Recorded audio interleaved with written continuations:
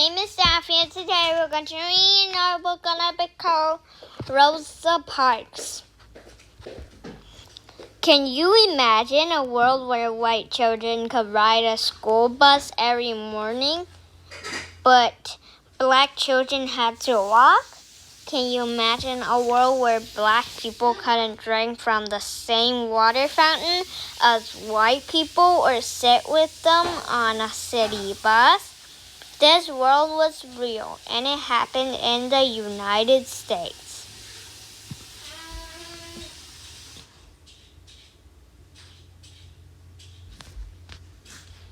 Some white people felt they should be treated better than black people. Segregation laws were used to give more rights and a better life to white people.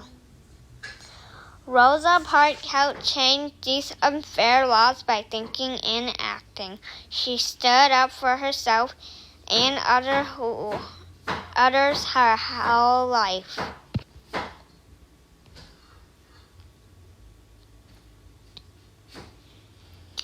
Rosa Parks was born as Rosa Louise McKinley on February 4, 1913, in Tuskegee, Oklahoma. She lived on a farm with her parents and grandparents. She was a small, quiet girl. She loved to read nursery rhymes and fairy tales, like Little Red Riding Hood. She also helped take care of her little brother, Liberty. Rosa's grandparents were born as slaves. They taught her that all people deserve fair treatment. When Rosa was a child, slavery was over, but white people still had more freedom than black people. One day, when Rosa was 11, a white boy pushed her. She pushed back. The boy's mother told Rosa she would go to jail. Rosa stood up for herself. She told them she didn't want to be pushed. When Rosa was a girl in the 1920s, many things were different from how they were today. Transportation. White and black people paid the same price to ride the bus, but they didn't have the same rules. White people could sit up front, but black people had to sit in the back. Money. A chocolate bar cost 3 cents. Today it costs about $1.35. U.S. events. In 1920, women were allowed to vote for the first time in U.S. history. Toys and fun. Children played games like marble and kick the can, which is similar to hide and seek. School. Many black children in the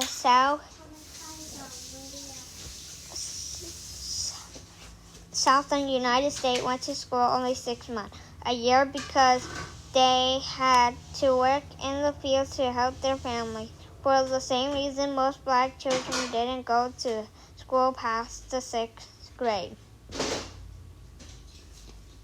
When Rosa was 19 years old, she married Raymond Parks. They lived in Montgomery. She got a job as a street in a department store. She sewed clothes to fit customers.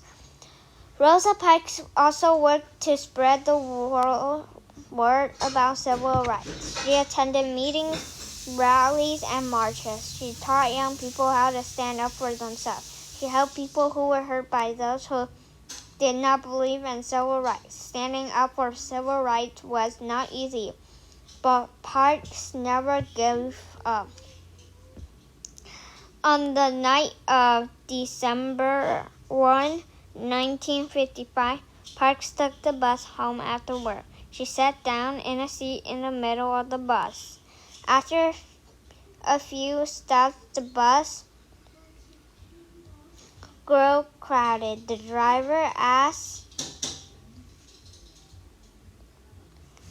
Parks to stand up so a white man could sit. She thought about the unfairness she faced all her life. She felt she had as much to sit in the seat as anyone else, no matter the color of their skin.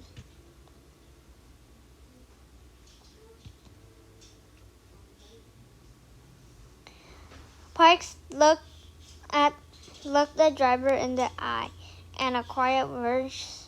She answered no. She must have been scared. Black people had been arrested for refusing to give up a seat on a bus.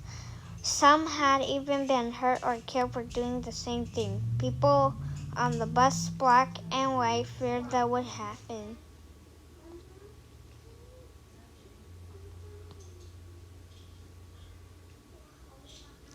The bus driver called the police.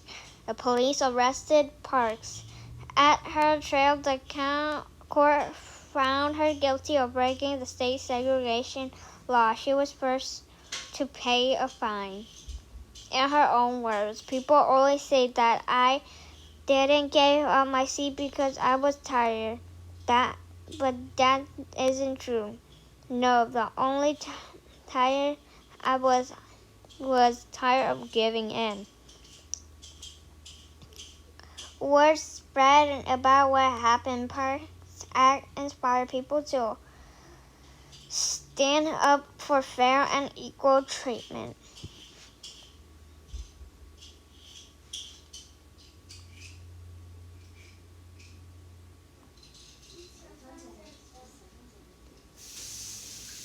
Black leader asked some people to protest unfair rules by taking part in a bus boycott. A young preacher named Martin Luther King Jr. made a speech. He argued people to stick together. It was not easy for people to get to work and other places without the bus, but people kept the boycott going. It lasted more than a year. Finally, the Supreme Court ruled that everyone has the same rights on the buses.